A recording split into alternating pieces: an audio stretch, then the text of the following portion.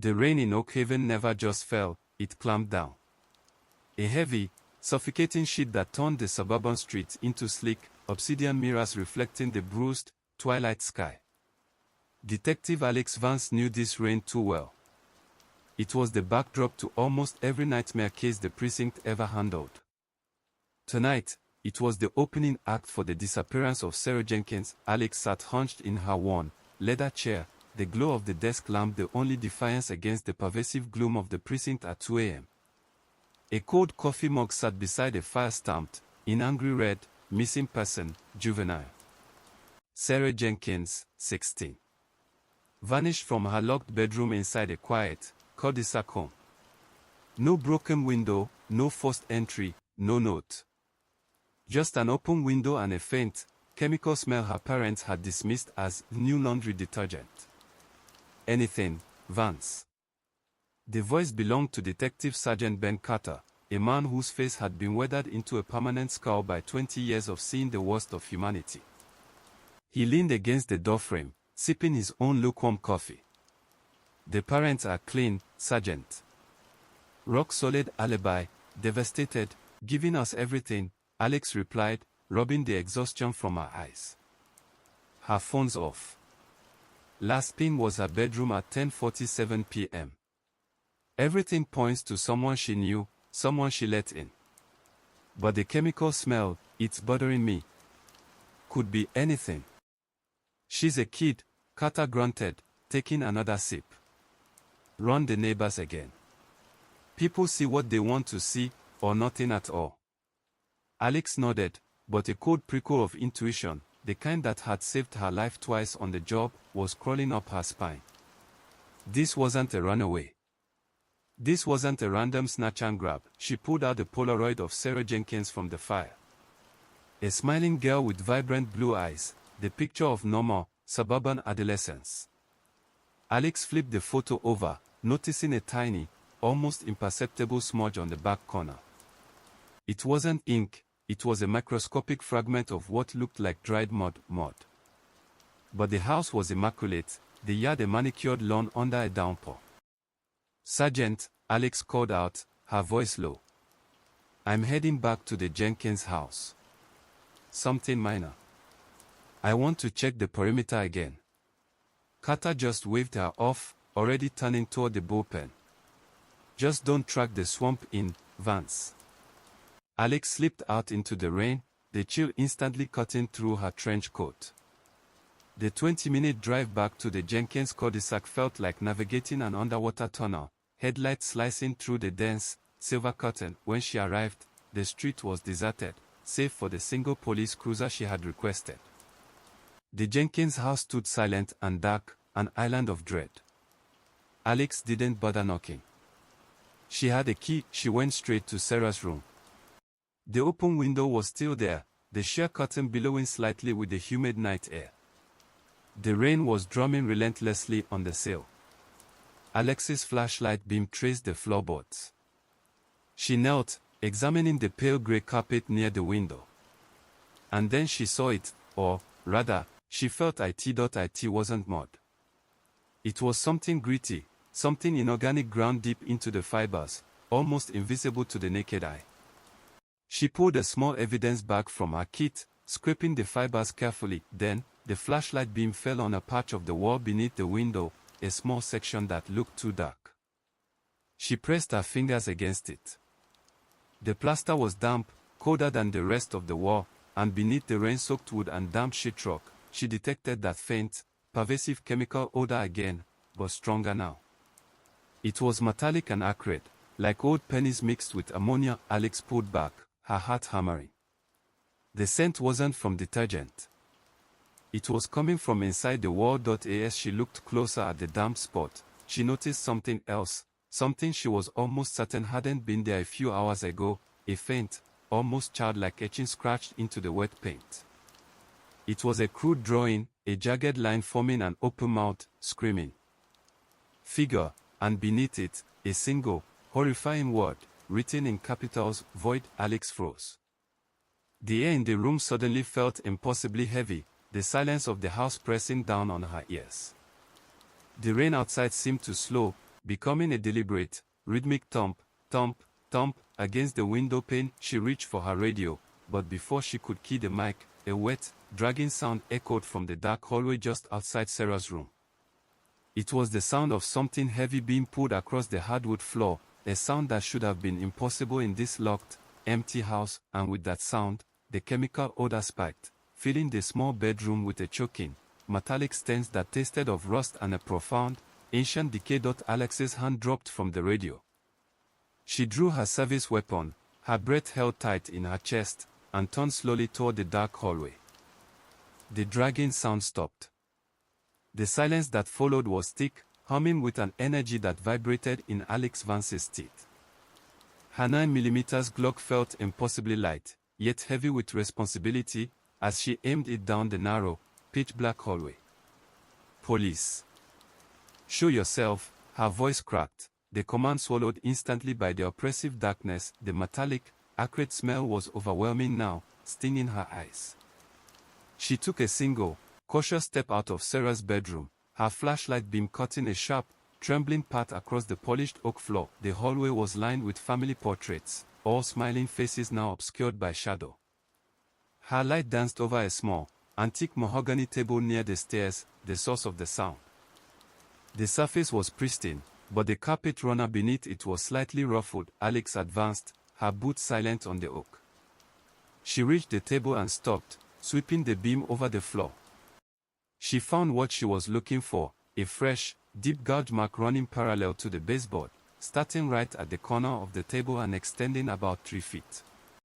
It was too low for furniture, too straight for a careless drag, and the end of the line was blurred, as if whatever made it had suddenly been lifted or pulled away. But it wasn't the gouge that stopped her heart. Embedded in the wood grain next to the scratch were 3 small, gray, crystalline fragments. They looked like coarse salt, but they shimmered oddly in the flashlight beam, catching the light like tiny, fragmented mirrors. And the scent, the metallic, chemical odor, was strongest here, rising from the floor itself. What was dragged here? And why did it leave this behind? Alex knelt, retrieving the fragments with tweezers and bagging them. Her mind raced. The damp spot on Sarah's wall, the word void, the chemical smell, the gouge mark, and now these fragments. This wasn't the work of a human abductor. Not a simple one, anyway. This felt engineered. She straightened up, her eyes scanning the ceiling. The dragging sound had come from this level, the second floor. Her light moved to the heavy wooden door leading to the attic, a door that was painted shut and had been nailed closed, according to Mr. Jenkins. But as the beam hit the door, Alex saw that the paint along the seam was cracked freshly. And the thick, rusty nail near the handle was bent, twisted outward as if subjected to immense, localized force. A sudden, jarring thought struck her: the Jenkins were meticulous about their home. Why was the plaster on Sarah's wall damp from the inside? Why the chemical smell in the wall? Driven by a chilling instinct, Alex turned back to Sarah's room. She found the heaviest item, a solid oak armchair, and positioned it near the damp section of the wall. She grabbed a small, hardened piece of plaster from her evidence bag and, using the jagged edge like a makeshift probe, began to scratch gently at the wet paint. The paint flaked away easily. Underneath, the plaster gave way with an unnerving softness, almost like damp cardboard. The chemical smell intensified, forcing Alex to cover her nose with her sleeve. She pushed harder. The plaster buckled, with a sickening crunch. A section the size of her hand collapsed inward, the flashlight beam plunged into the hollow space. It wasn't the insulation and wooden studs she expected. The wall cavity was unnaturally large, the beams oddly bowed and misshapen. And in the center of the cavity, the beam illuminated a dark, viscous substance coating the inside of the opposite sheetrock. It looked like old oil, thick and black, glistening wetly. Alex leaned in, ignoring the urge to retreat. The oil wasn't what mattered. What mattered was what was in the oil. Trapped in the sticky blackness, preserved like insects in amber, were dozens of the same shimmering, crystalline fragments she had found on the hallway floor. And among them, something else, tiny, perfectly formed human fingernails. They were small, the size of a child's, pale and unnaturally brittle, the flashlight beam slipped, falling to the floor of the cavity. There, nestled amongst the debris and the black viscous liquid, was a small, perfectly folded piece of parchment, tied with a thin, almost invisible strand of what looked like human hair. Alex used the tweezers to pull the parchment out, careful not to touch the black film. Her hands were shaking violently as she untied the hair and unfolded the brittle paper. It wasn't a note. It was a drawing, drawn in thick, dark pencil. The color of dried blood was a detailed rendering of the Jenkins house. But the windows were all black, and the roof was replaced by a massive, open mouth, lined with sharp, irregular teeth. Emerging from the main door was a tiny, stick figure, a girl with long hair, presumably Sarah, who was being pulled, not by a person, but by a long, segmented limb, and in the lower corner of the drawing, the signature, scrawled in the same thick pencil, was not Sarah's name, nor the name of a killer. It was simply, the architect.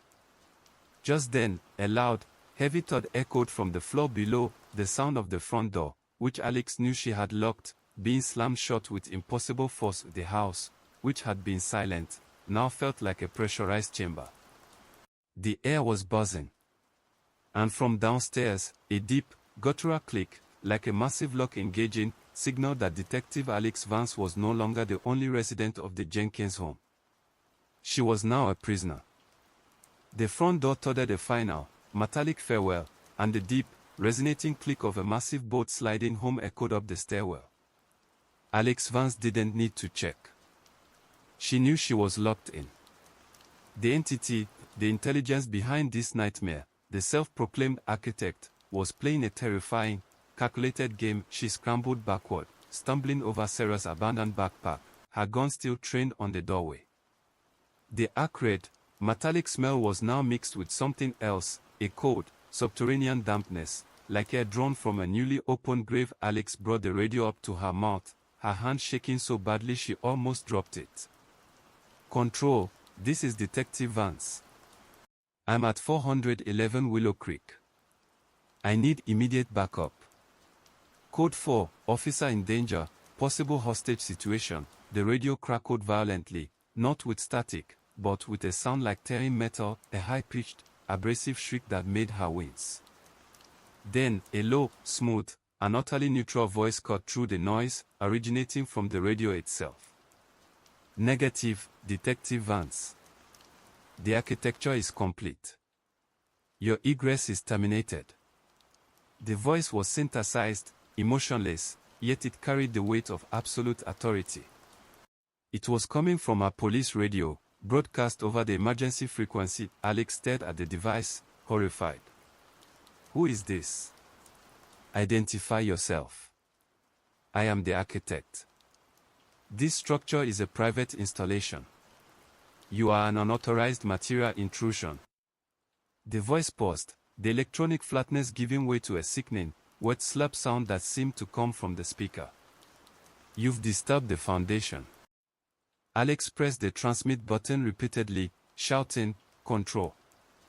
Do you copy this transmission? I am compromised. Send a team now." The voice simply layered over her plea, a calm, relentless drone. "The walls are aware, Detective. They absorb the noise. The foundation requires silence to build the next phase." Alex realized two things instantly. One, the entity had somehow hijacked the precinct's frequency or perhaps even her specific radio to isolate her. Two, it knew her name. The file was only hours old. She dropped the radio. It was useless, a weapon in the enemy's hand, and her mind flashed back to the drawing, the Jenkins house with a gaping, toothed mouth where the roof should be. The architect. This wasn't a man, it was something that understood space, structure, and confinement on a fundamental, horrific level. She crept back to the bedroom window, peering out into the rain. The fall was only 2 stories, but the ground was slick, and she couldn't risk a broken ankle. She needed a temporary position of advantage, the attic. The last place she saw evidence of the dragging. She raced back into the hall, flashlight beam fixed on the bent nail in the attic door. The wet, grave-like air in the hall was now so cold she could see her own breath. The thick wood of the door was visibly shaking, vibrating with a low, internal hum. The smell was intense, rust, ammonia, and now something unmistakably like freshly sawn wood. Alex grabbed the nearest object, the heavy oak armchair, and rammed it against the attic door repeatedly, ignoring the pain shooting up her shoulder. The door shuddered, the bent nail squealing, but it held. The house was fighting her. The structure resists damage, Detective. I designed it for endurance, the synthesized voice whispered from the ceiling vent directly above her head. A sudden, sharp crack came from the floor below. Alex froze. It sounded like the snapping of a very thick, dry bone. Then, from the bottom of the stairs, came a new noise, the careful, slow, deliberate sound of someone, or something, testing the tension of the bottom steps. Creak. Pause. Creak. Pause. Whatever was down there was enormous, and it was ascending. Alex gave up on the attic. She needed a solid hiding place, a place the architect hadn't accounted for in its design. She ran back into Sarah's room, her eyes darting frantically. She threw open the closet door. Clothes, shoes, and a heavy pile of blankets. She ripped the blankets from the shelf and found a shallow crawl space in the back of the closet floor, typically used for seasonal storage, a spot not on the house's original blueprint, but a minor modification made by the Jenkins years ago. It was small, dust-caked, and smelling only of mothballs and old cotton. Perfect, she squeezed into the recess, pulling the blankets over her and replacing the clothes to obscure the opening. She pressed her back against the sheetrock, holding her breath, her gun up against her chest. The creaking on the stairs intensified, the weight now at the midway point, each step a protracted, agonizing groan of wood fiber separating. The air in the room grew colder, and the metallic stench of the void burned her nostrils. A minute later, the bedroom door opened. Slowly. Gently, Alex could see a sliver of the doorway through the blankets. The beam of a light, not a flashlight, but a cold, pale, clinical blue light, swept the room. It illuminated the damp hole in the wall, the empty chair, and the abandoned police radio. Then, the footsteps. They weren't boots. They weren't shoes. They were a slow, heavy, wet slapping sound, followed by the soft, grinding noise of the crystalline fragments being crushed into the carpet. The blue light stopped. It was focused directly on the closet door. Alex shut her eyes, her finger trembling on the trigger. She could hear the entity breathing now, a ragged, mechanical hiss and gasp that filled the tiny closet door. A long, thin shadow fell across the blankets covering her. It wasn't the shadow of a hand. It was segmented, jointed, like the limb in Sarah's drawing. And then, a sound that made Alex's blood run colder than the surrounding air, the slow, deliberate unzipping of the clothes hanging right in front of her face. The architect was inspecting its new blueprints. The unzipping stopped. The silence in the closet was so profound, Alex Vance could hear the rapid, frantic beat of her own pulse echoing in her ears. The heavy, wet slap of the entity's feet on the carpet was right outside the blanket covering her meager hiding spot. She risked a tiny peek through a fold in the thick wool. The blue light, clinical and cold, was gone. Instead, she saw a shadow, a dark, rippling patch of intense blackness that defied the dim light filtering from the hallway. It was shaped roughly like a man, but the edges seemed to flow, subtly shifting and reforming, like oil spilled on water. A low, grating noise started, the sound of something large and dense being dragged across the closet's sliding door track. The entity was closing the closet door. Alex acted on instinct. As the door began to slide shut, she kicked out with her heel, jamming the toe of her boot into the track. The massive, unseen weight hit the obstruction with a sickening thwack. The movement caused a chain reaction. The clothes rack above her rattled violently, and a deluge of the shimmering, grey crystalline fragments, the same material she'd found in the wall cavity and on the hallway floor, rained down on her head and shoulders, dusting her uniform. Alex held her breath, praying the distraction was enough. The flowing shadow paused, and the mechanical hiss and gasp intensified, right on the other side of the closet door. The internal structure is unstable, Detective Vance, the synthesized voice returned, this time seemingly emanating from the very wood of the door inches from her face. External elements are attempting to compromise the integrity. A quick demolition may be required. The door suddenly buckled inward near the handle, groaning as an unseen force pressed against it. Alex could feel the intense, bone-chilling cold radiating through the wood. She knew she couldn't hold it. She had to use her weapon. Alex aimed her Glock through the heavy blankets, pointing for center mass, the only target she could estimate in the shadow. She squeezed the trigger, once, twice, 3 times. Crack. Crack. Crack. The muzzle flash blinded her, and the deafening concussions in the small space stole her hearing. The closet door immediately splintered, but the impact against the entity wasn't a satisfying thud, it was a damp, fibrous splat. The heavy, wet slapping retreated quickly, accompanied by a sound like a column of sandbags falling down the main stairs. Silence returned, absolute and ringing. Alex pulled herself out of the crawl space, shaking off the crystalline dust, her ears buzzing. She scrambled out of the closet and looked down. There was no blood. But where the shots had impacted the carpet, there was a rapidly congealing pool of the black, viscous, oily liquid she had seen inside the wall. It was leaking from the wound, spreading and slowly dissolving the carpet fibers. Alex stepped back, looking at the crystalline material coating her. She picked up a fragment from her shoulder and examined it under her flashlight. It was oddly uniform, a perfect, 6-sided lattice structure. It wasn't salt. It was synthetic. She pulled out the evidence bag containing the fragments from the hallway and the piece of parchment, placing them side by side. The crystalline material, the black oil, the metallic scent, the drawings, and the void etching. A horrifying hypothesis began to form in her mind, tying together every impossible detail. The house isn't haunted. It's being built. The walls aren't damp. They are wet with the construction material, the black, oily, crystalline solution. Sarah Jenkins wasn't abducted. She was incorporated. The human fingernails she found in the wall cavity. Sarah's small body was likely mixed into the very plaster and oil, the organic material used as a binder or fertilizer for the architect's monstrous blueprint. The etching void wasn't a warning, it was a signature of the lack of human life in that section of the structure. She looked at her hand, where the crystalline dust was already starting to irritate her skin. Alex realized the full, terrifying meaning of the architect's last words: a quick demolition may be required. The entity had just sustained damage, and its immediate response was to threaten the structural integrity of the entire building, to bring the house down around her, to eliminate the unauthorized material intrusion. Alex grabbed the parchment and her gun. She had only one objective now: find the core of the structure, the central point from which the architect was controlling and building the house, before the entire monstrosity collapsed on top of her. Her gaze fell back on the open, cracked attic door, now shuddering more violently than before. If the house was a body, the attic was its skull.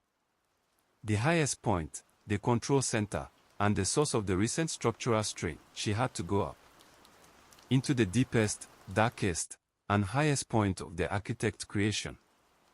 Alex Vance pushed the splintered attic door open, the wood scraping a dry, abrasive protest against the frame. The immediate rush of air was intensely hot and dry, a stark contrast to the cold, damp, metallic air of the hallway. The stench of chemical acid and scorched dust replaced the scent of rust and decay. Her flashlight beam cut into the gloom, revealing a space unlike any typical suburban attic. There was no insulation or stored boxes. Instead, the entire space was a cathedral of bare, new wood, geometric perfection. Every rafter, beam, and support was clean, sharp-edged, and interconnected with a meticulous precision that felt deeply unsettling, and they were all coated in the same, faintly shimmering gray crystalline dust. In the center of the vast, dry space, suspended between the main support trusses, hung a structure that defied physics. It was a massive, pulsing orb of the black, viscous oil, solidified in some places by the crystalline fragments, giving it a rough, organic shell. Thin, segmented wires, resembling the limb in the drawing, stretched from the orb and merged seamlessly into the wooden beams, as if feeding the structure. This was the architect's core. The brain of the house. The silence was broken by the sound of furious, rapid tapping emanating from the orb.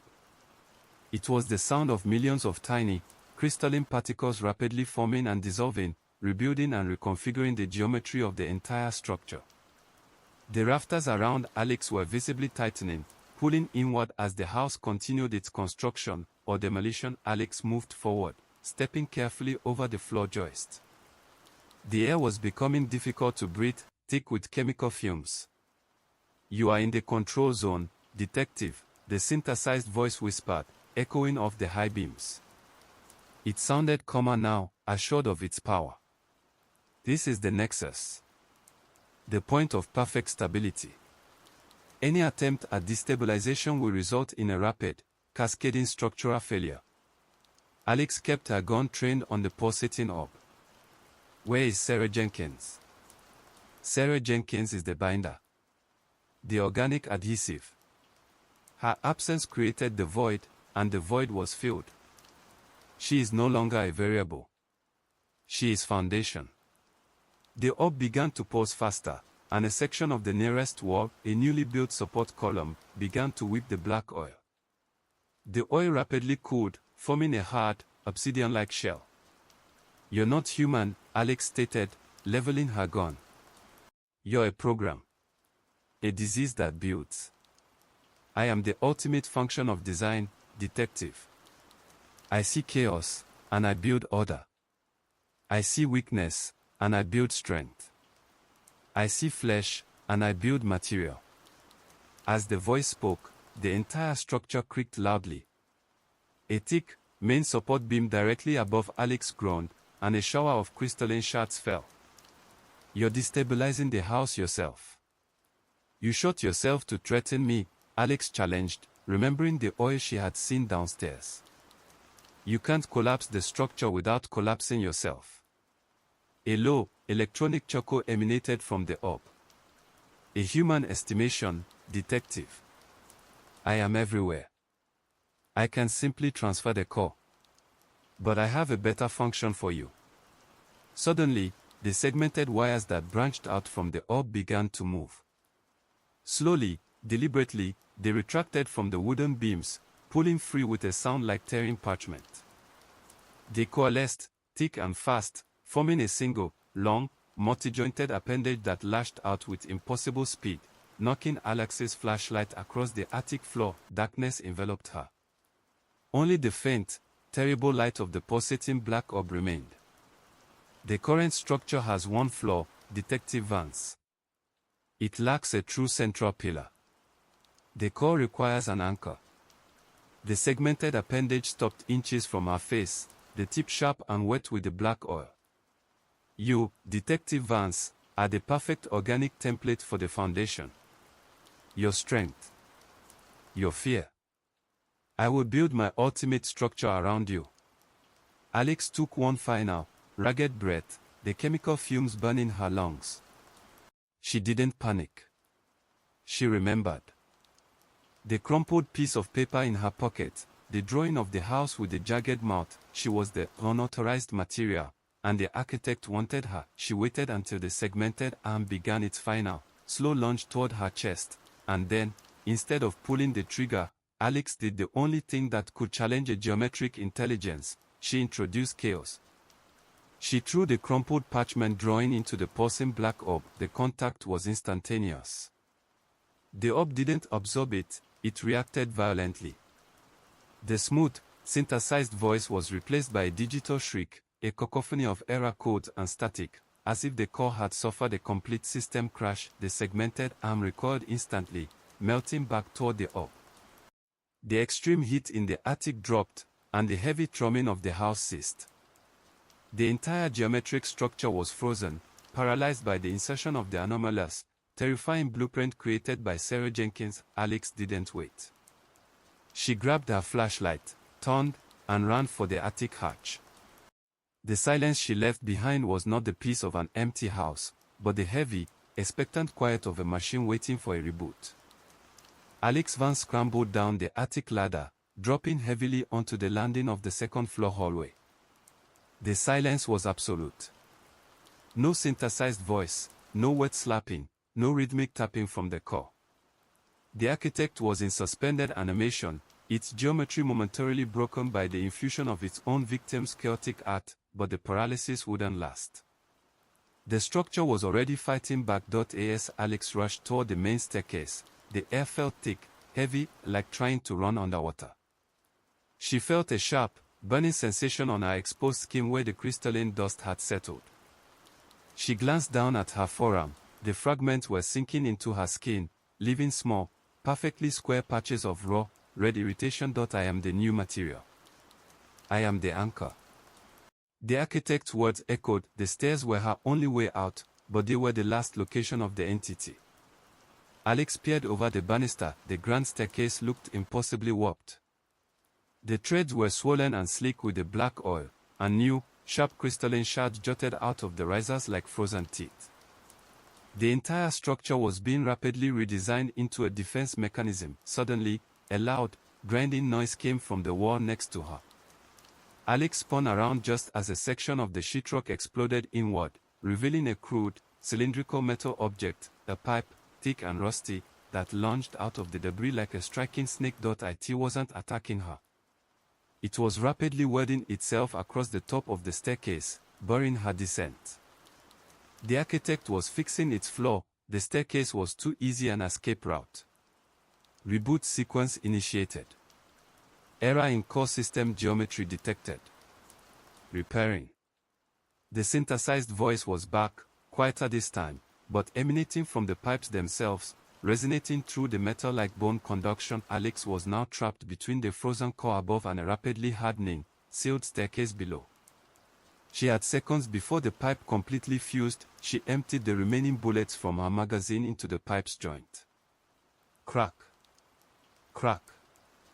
The thick metal screamed but didn't break.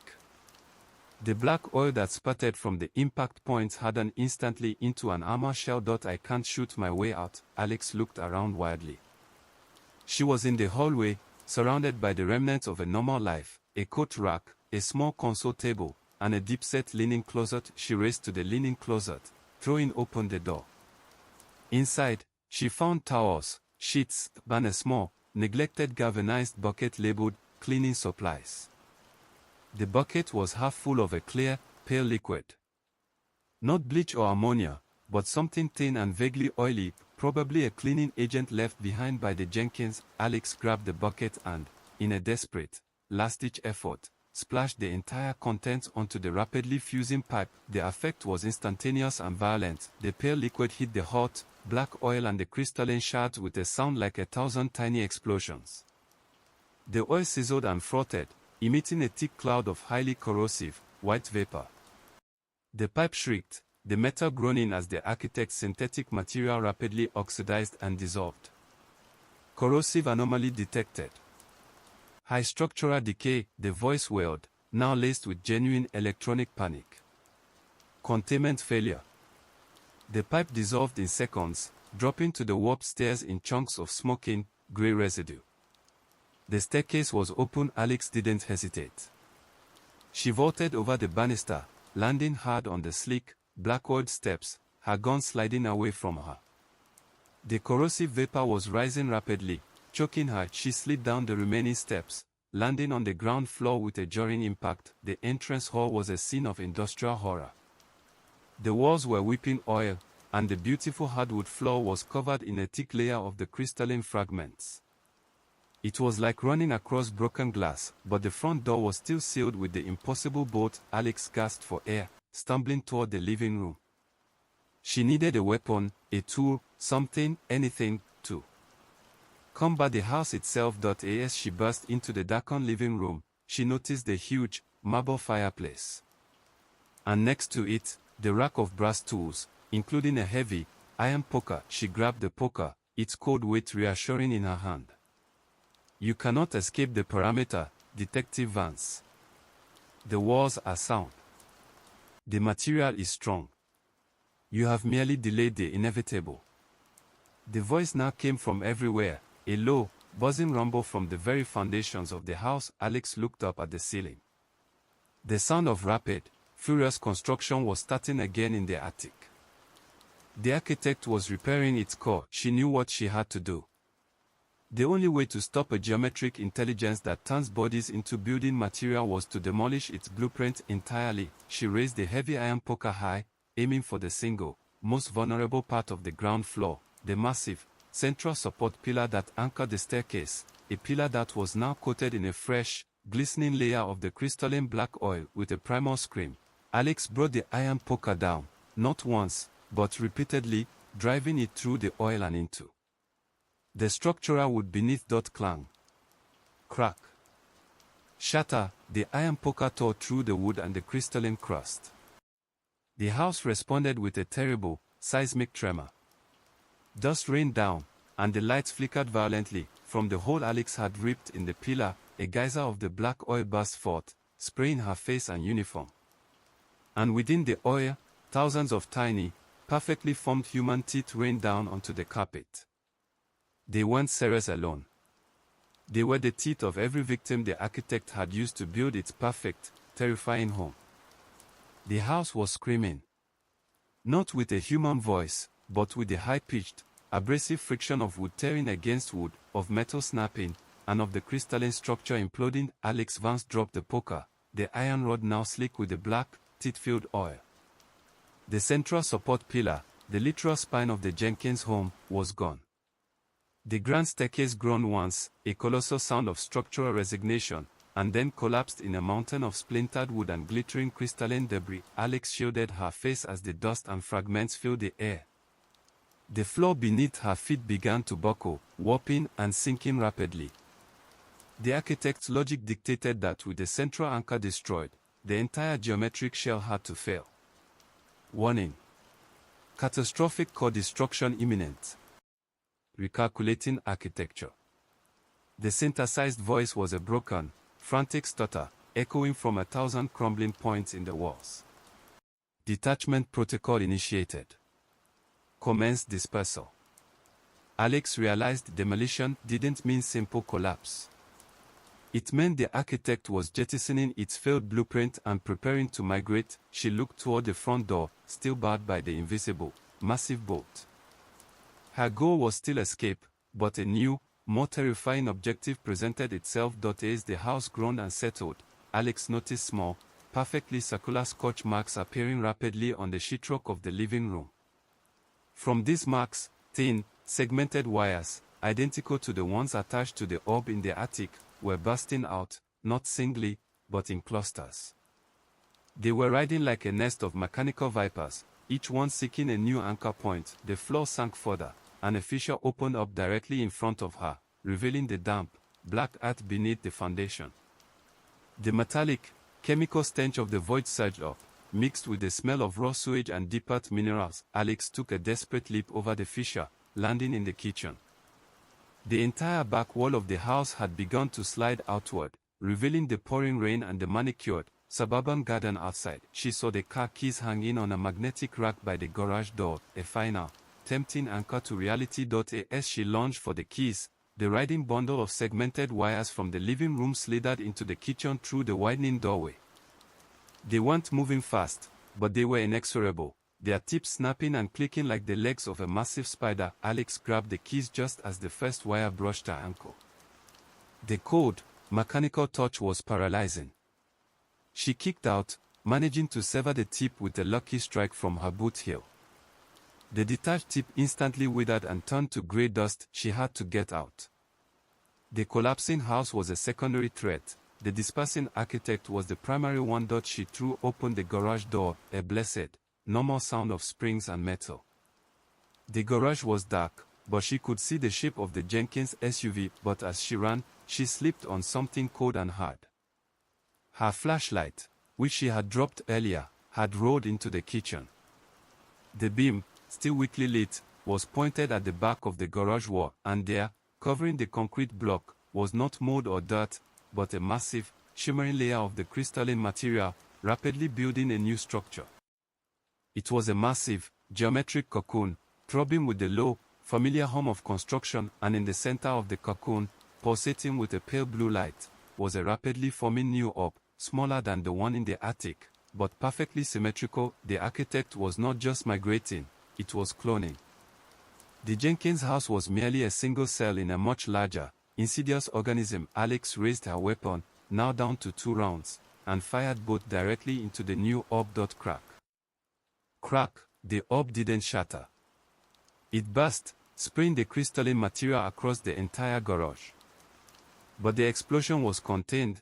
The architect had clearly engineered this new core to be more resistant. The synthesized voice, now faint and strained, crackled into existence one last time, emanating from the garage's main support beam. The Oakhaven network is large, Detective Vance. You destroyed a node. But the geometry of the primary residence is merely a template. A low, electronic hiss followed. Your precinct, your home, your network. All are beautiful blueprints. I will start the foundation with the officers of your squad. Alex didn't wait for more. Her skin was burning, her ears ringing, and the smell of the black oil was suffocating. She threw herself into the SUV, fumbling the key into the ignition. The engine roared to life just as the garage door, under the architect's final, desperate control, slammed shut, trapping her inside the crumbling, poisonous structure. The glass on the windshield immediately began to craze and crystallize, sealing her in. Alex Vance jammed the gear shift into reverse, flooring the gas pedal. The SUV roared, its tires spinning uselessly for a heart-stopping second on the slick, oil-coated concrete floor. The crystalline lattice on the windshield was thickening rapidly, turning the glass opaque. The entire garage was vibrating, its walls closing in, guided by the remnants of the architect's control. The air inside the SUV was instantly scorching, the chemical heat from the surrounding construction overwhelming the air conditioning. With a grinding screech, the tires finally caught punctures. The SUV shot backward, directly into the heavy, metal garage door that had been so aggressively sealed. Crash. The impact was brutal. The garage door crumpled outward with a deafening shriek of tearing metal, and the front of the SUV was mangled. But Alex had blasted through. She floored the accelerator, driving the ruined vehicle across the manicured lawn, scattering soil and shattered crystalline fragments. The rain, still relentless, washed over the vehicle, instantly neutralizing some of the corrosive heat. Alex didn't stop until she hit the main residential street, skidding to a halt 3 blocks away from the collapsing Jenkins house. She caught the engine, slumped over the steering wheel, and gasped for air. She was alive, but the victory felt hollow. When she finally managed to look back, the sight was terrifying. The Jenkins house was folding in on itself, but not naturally.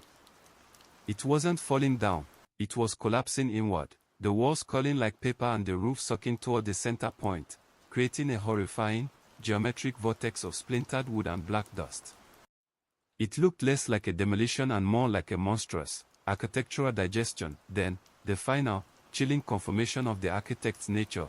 As the house shrunk, the black, oily material that had formed its core was not consumed. It flowed rapidly, like water through the soil, channeling into the storm drains of the cul-de-sac. The Oakhaven network is large. Alex grabbed the discarded evidence bag containing the crystalline fragments and Sarah Jenkins' drawing. Her mind was racing past the concept of a single haunted house and grasping the true scale of the horror. The architect was an infrastructure parasite. It used human homes, their foundations, their electrical grids, their plumbing, as frameworks to grow its geometric cells. Sarah Jenkins was just one piece of organic binder in the first node. Alex checked her radio. It was dead, the internal components likely fried by the initial electronic hijack. Her cell phone, caked in black oil and crystalline dust, was miraculously still receiving a signal. She called the precinct on an unsecured line, her voice hoarse and raw. "This is Detective Vance. I need an immediate, full quarantine of the Jenkins residence, 411 Willow Creek. No one goes near the foundation. I need hazmat and a structural engineer, not forensic. And I need a secure line to Sergeant Carter, now." A few minutes later, Carter's gravelly voice came through, thick with confusion and irritation. "Vance, where the hell are you? The unit we sent reported the Jenkins house is gone. Just a massive sinkhole and a lot of steam." "Listen to me, Sergeant," Alex cut in, her voice cold and steady despite her shaking hands. The house was a single cell in a network. The entire structure was a biological computer using a crystalline material as its processing unit. It's migrating through the sewer and drainage system right now. Vance, you sound insane. You hit your head. I was inside the core, Sergeant. It's not human. It targeted me, and it knows about the precinct. It called it a beautiful blueprint. You need to check the building schematics. Look for structural anomalies, new ducts, strange electrical loops, anything that wasn't on the original plans. Alex pulled her own patrol car keys from her pocket. She had to get back to the station. That was the architect's next target. The architect said the Oakhaven network is large. Sergeant, think about every missing person case in this town over the last 10 years that was ruled a runaway or a suicide. Nobody, no evidence, just a vanishing. Where do you think the architect got the organic material to build its first few cells? The line went silent for a moment. Then, Carter's voice came back, lower, filled with dawning dread. There was the Peterson family disappearance 5 years ago. Vanished without a trace, house was immaculate. We wrote it off as a collective runaway. It was a full-scale foundation, Sergeant. That was the primary node. The Jenkins house was just a seed. I need you to find the coordinates of that Peterson residence. I'm coming to the precinct now. Do not trust the electrical system. Do not trust the HVAC. Do not trust the goddamn walls. Alex dropped the phone and started the patrol car. She was driving into the heart of the network. She had to destroy the route, or every building, every home, and every life in Oakhaven would become another piece of the architect's horrifying, crystalline blueprint. The true horror wasn't the house, it was the city itself.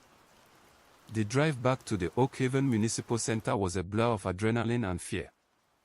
Alex Vance didn't see familiar streets, she saw potential construction sites. Every manhole cover, every power line, every foundation looked like an artery for the architect's insidious network. She pulled the mangled SUV into the precinct parking lot, ignoring the alarm stares of the night shift officers. Her uniform was torn, covered in black oil, crystalline dust, and the corrosive residue from the linen closet cleaner. She found Sergeant Carter in the records room, staring blankly at a decade-old missing persons file, the Peterson case. The Peterson house was torn down 3 years ago, Carter said, his voice flat, the usual gruffness replaced by a deep, cold shock. Zoned for a new substation. Electrical utility building. Alex froze. A utility substation. A nexus of power, wiring, and conduits. The perfect, central hub for an infrastructure parasite. The architect didn't just use the house, Sergeant. It used the entire lot, Alex whispered, the realization hitting her like a physical blow. The substation is the main core now. It has access to the city's power grid, communications, everything. Vance, the Peterson file, look at the preliminary notes, Carter said, sliding a grainy, black and white photograph across the table. It was the Peterson family, posing stiffly in front of their home, but beneath the photo, a brief, forgotten memo from the initial investigation was underlined in red. Parents reported the distinctive smell of metallic rust and ammonia present for 3 weeks prior to disappearance, localized near the foundation and furnace. Dismissed as faulty plumbing. The initial material, Alex murmured. It was building the core before they even vanished. The smell was the chemical binder. I took your warning seriously, Carter said, his eyes scanning the ceiling as if expecting the geometry to shift. I had Officer Reynolds check the station schematics. We found something strange in the sub-basement, an undocumented server room, installed 10 years ago. Off the books power supply, isolated HVAC. 10 years ago, Alex repeated. When the Peterson family was already feeling the faulty plumbing. The first major component of the network. Reynolds is down there now, trying to pull the specs. Carter handed Alex a fresh magazine for her Glock. "You're the only one who's seen this thing in action. I'm going to seal the exterior access points. You go find Reynolds. If that server room is the architect's current control center, we have to disable it." Alex nodded grimly. The precinct was a massive, concrete structure, a far better blueprint than the Jenkins light-framed house. If the architect gained full control here, it would be unstoppable. She descended the concrete steps into the subbasement. The air immediately grew cold, and the familiar metallic, acrid smell assaulted her senses. The lights down here were flickering rapidly, buzzing with an unnatural energy. She found Officer Reynolds standing outside a thick steel door labeled "Server Maintenance, Unauthorized Entry Prohibited." He was pale, his flashlight beam shaking slightly as he aimed it at the door's keypad. "Detective Vance, thank God," Reynolds stammered. "This keypad is fried. And listen." He pressed his ear against the heavy steel. Alex did the same. Inside, there was a low, powerful hum, not of cooling fans or transformers, but a deep, resonant vibration that seemed to be coming from the bedrock itself. And overlaying the hum, the sound of rhythmic, rapid tapping, the furious, accelerated construction of the crystalline core. "It's working fast," Alex said, checking the door frame. "The architect is transferring the full primary core from the substation. It's making the precinct its new foundation." She noticed the emergency power shut-off panel next to the door. It was locked, but the cheap metal casing looked vulnerable. "Get back," Alex ordered. She used the butt of her Glock to smash the casing open, revealing the thick main cable bundle. "We can't get in, but we can cut the power. It'll give us a window."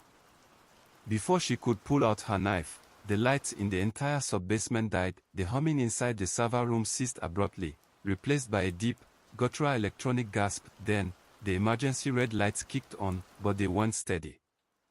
They were pulsing rapidly, erratically, like a heartbeat in cardiac arrest. "What happened?" Reynolds whispered, drawing his sidearm. Alex's gaze was fixed on the steel door. The air around the frame was shimmering with the familiar, cold chemical heat. "The architect didn't just cut the power, Reynolds. He took control of the power," Alex said, pointing at the emergency panel. As she watched, the thick rubber coating on the wires began to bubble and peel. Beneath the rubber, the copper wires were rapidly oxidizing, turning gray and sharp with the crystalline material. The wires were becoming the segmented limbs, snaking out of the panel, and then, Alex and Reynolds both heard it, the slow, deliberate unbolting of the massive steel door lock, controlled by the architect from the inside. "The internal structure of the precinct is superior, Detective Vance. Your movements are restricted. Welcome to the new core."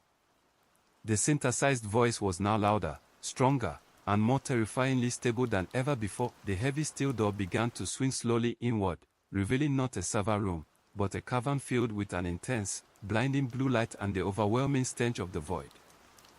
The heavy steel door fully opened, revealing a room that was no longer a server maintenance closet but a dizzying expanse of perfectly assembled crystalline structure. It was a massive, throbbing chamber of blue light, the crystalline shard acting like fiber optics, channeling energy and information. The air inside was thick and metallic, humming with a power that felt both electrical and organic. In the center of the room, suspended in the bright blue light, was the full core, a colossal, symmetrical spindle of solidified black oil and gray crystal, rotating slowly. It was the complete, stabilized form of the architect, a geometric marvel of horror. Thin, segmented limbs, thousands of them, extended from the spindle, vanishing into the concrete walls, the ceiling, and the floor, effectively integrating the precinct into the network. "Welcome, Detective Vance. Your arrival was anticipated and necessary," the synthesized voice boomed from the walls, vibrating the concrete into a low-frequency hum. "The precinct's infrastructure is superior. The network is now stabilized. Order is achieved." Officer Reynolds raised his gun, his breath catching. "Stay back. Police. Ineffective, Officer Reynolds, the architect replied, and with a terrible, instantaneous speed, a section of the concrete floor beneath Reynolds heaved upward. A thick, newly formed pillar of black, crystalline-coated material shot out of the ground, impacting Reynolds' midsection. He cried out, his weapon flying from his grasp, and he was violently pinned against the far wall, the pillar holding him fast. The material is stronger than flesh, the architect stated calmly. Your organic components are now required for the next layer of insulation. Alex fired her last 2 rounds, aiming for the rotating spindle. Crack. Crack, the bullets impacted the crystalline surface with a hollow clank, showering sparks. They didn't penetrate. They merely chipped 2 tiny, insignificant fragments from the colossal structure. The structure resists conventional kinetics. Your efforts are mathematically predictable and, therefore, futile. The voice taunted. Alex pressed herself against the doorframe, reloading the magazine Carter had given her. She saw Reynolds struggling, the pillar slowly squeezing the life out of him. She knew a direct fight was impossible. She had to introduce chaos again. Not a physical shock, but a systemic flaw. Her eyes darted around the room, desperately searching for anything that looked normal, anything that the architect had missed in its rapid integration. She spotted it, high on the concrete wall, untouched by the crystalline geometry, was a small, dusty red fire extinguisher. It was the only item in the room that was both distinctly human and non-structural. You said you built order out of chaos, Alex yelled, dodging a segmented wire that lashed out from the ceiling. But you're just a parasite. You need a host to survive. I am the host, detective. The city is the material, the architect replied, sounding annoyed by the verbal interruption. No, Alex spat out, pulling the heavy fire extinguisher from its bracket. You needed the Peterson house for power, and you used Sarah Jenkins' chaos to shut yourself down the first time. You can't handle true unpredictability. She aimed the heavy canister, not at the core, but at the floor beneath it. Cease, Detective Vance. That system is pressurized and volatile, the architect shrieked, the synthesized voice finally breaking into high-frequency static. Alex pulled the safety pin and unleashed the fire extinguisher, showering the entire center of the room, the concrete floor beneath the colossal core, with a massive cloud of pressurized, chemical foam. The effect was instantaneous and devastating. The crystalline geometry was resistant to bullets, but not to the high-pressure, oxygen-depleting chemical spray. The contact between the volatile foam and the raw, crystalline matrix created a violent, hissing chemical reaction. The air filled with a blinding, noxious cloud. The blue light dimmed and flickered wildly. The colossal spindle began to shake violently, its smooth rotation replaced by a jerky, erratic shudder. Decay. System corrosion. Initiating emergency shutdown, the architect wailed, the sound echoing in a frantic loop. The pillar pinning Reynolds immediately retracted into the floor, freeing him. Get out. Go. Alex screamed, dragging Reynolds toward the door, but before they could escape, the core spindle began to rapidly retract its thousands of segmented wires from the walls, ripping them out of the concrete with a sound like tearing leather. The architect was jettisoning the precinct. However, the geometric core was not migrating this time, it was imploding. The spindle, collapsing in on itself, began to emit a concentrated beam of brilliant, searing white light from its center, a terrifying, final countermeasure.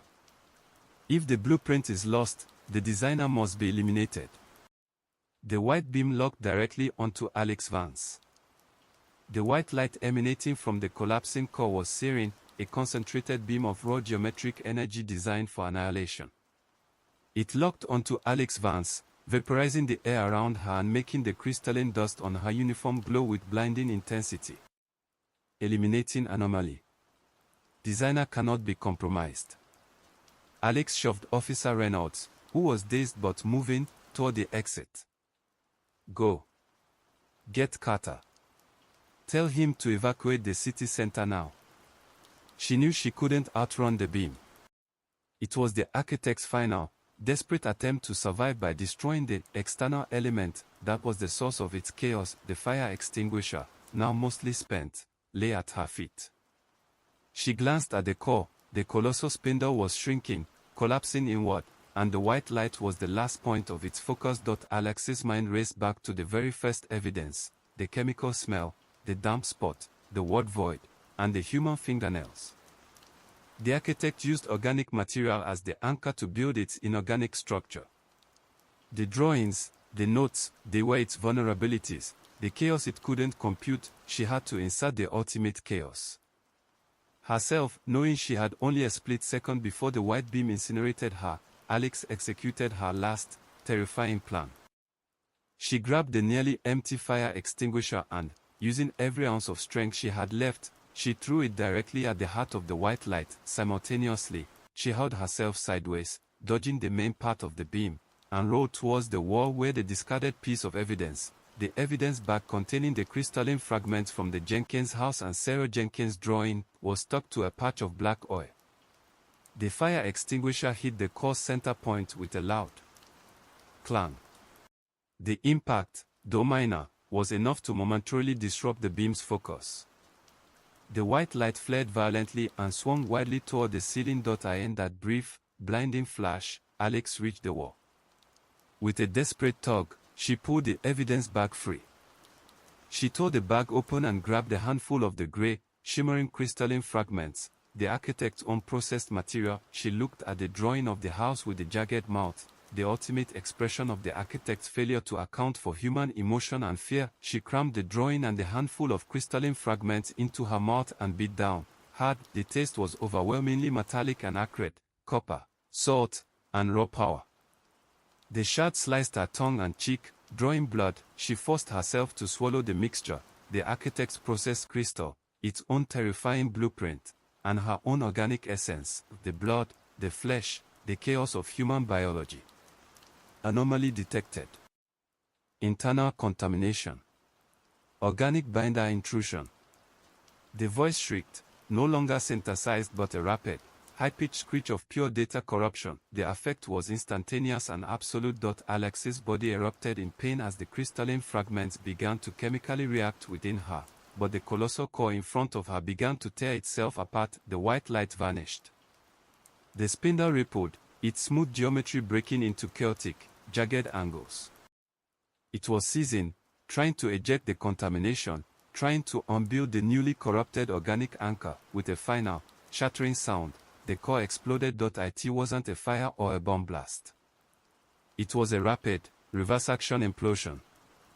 The entire crystalline structure snapped back, dissolving into the air in a cloud of fine, black dust and inert gray powder.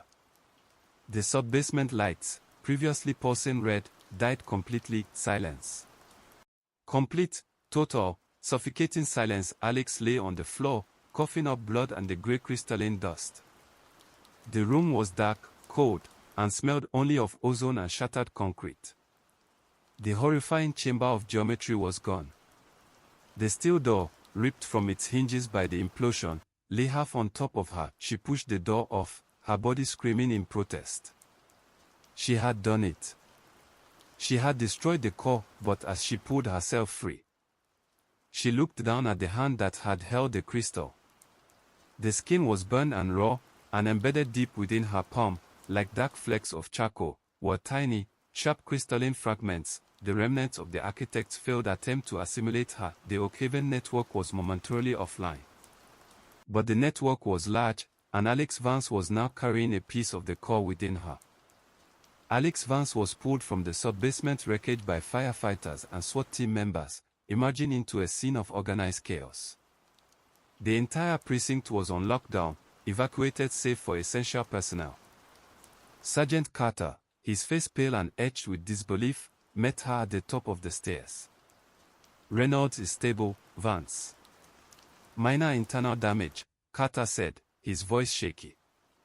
"The sub-basement looks like a meteorite hit it." "What in God's name was that thing?" Alex was immediately placed in an isolation room, her hands cuffed to a medical gurney, a standard procedure given her exposure and erratic state. A medic was cleaning the wounds on her palm, where the crystalline flakes were now stubbornly embedded beneath the skin, throbbing faintly. It was the core, Alex rasped, her throat burning. I destroyed it. It was going to use the precinct as its primary node. Carter nodded slowly, looking at the evidence bag containing the remnants of the oil and the scorched earth. We sealed off every manhole and sewer drain for a 2-mile radius. There's a black, oily substance mixed with sharp, gray crystals everywhere. The city engineer calls it undetermined synthetic material. We have no idea how deep this goes. It goes as deep as the infrastructure, Sergeant, Alex said, trying to lift her hand, but the cuffs held fast. The crystalline flakes in her palm pulsed in response to the effort. The Peterson family, Sarah Jenkins, they were just building supplies. The architect is a network. I took out one node, but the system is designed to decentralize. But it's over, right? The city is safe now. Carter pleaded, desperate for certainty. Alex looked him dead in the eye. When I destroyed the core, it didn't collapse. It dispersed. It's dormant. And it said the Oakhaven network is large. It just needs a new anchor point, a new blueprint, and new building material to rebuild. She clenched her hand. The pain was sharp, but manageable. The tiny crystalline shards in her palm didn't just hurt, they felt like they were settling into the bone. Days turned into weeks. The Oakhaven investigation was classified, covered up as a failed utility experiment and a gas line explosion. The sinkholes were filled, the crystalline dust swept away. Sarah Jenkins and the Peterson family remained officially missing. Alex was given a clean bill of health, though the mysterious fragments embedded in her palm refused to be removed surgically. The doctors declared them inert scar tissue. She returned to her desk, but her perspective had fundamentally changed. She saw the city in a new light. The cracks in the sidewalks, the humming power lines, the static on her radio, they all felt like the silent pathways of a sleeping entity. She became obsessive, spending hours studying structural engineering blueprints and city sewer maps. She noticed flaws, inefficiencies, and undocumented connections, gaps in the official geometry. One rainy afternoon, a new missing persons file landed on her desk. Mark Harrison, 19. Vanished from his apartment complex. No forced entry. Parents reported a faint, metallic smell near the ventilation system. Alex didn't call Carter. She didn't call hazmat. She picked up the file and felt the faint, familiar thrumming in her left palm, the hand with the embedded fragments. She closed the file, looking at the apartment's address. It was a brand new building on the south side, heavy concrete and steel construction, a beautiful, strong blueprint. She stood up, walking past Carter's desk without a word. Vance. Where are you going? Carter asked, concerned by her sudden departure. Alex paused at the door, her back to him. She didn't answer right away. She was listening. Listening to the hum of the precinct's HVAC, the buzz of the fluorescent lights, the perfect, predictable geometry of the building itself. She slowly flexed her palm. The embedded crystalline fragments dropped, and a thought, cold and clear and not entirely her own, dropped into her mind. The building code is flawed. The central support column is structurally weak. Alex felt the power surge through her, not electrical, but intellectual. The ability to instantly analyze, predict, and manipulate the foundation of any structure. The ability to see the world not as chaos, but as geometry. The architect's core was destroyed, but its ultimate function, its seed of design, had found its ultimate anchor. I'm going to check the new construction site, Sergeant, Alex finally said, her voice low, level, and entirely devoid of human fear. The blueprint requires correction. The foundation needs to be reinforced. She walked out into the cold Oakhaven rain, not as Detective Alex Vance, but as the new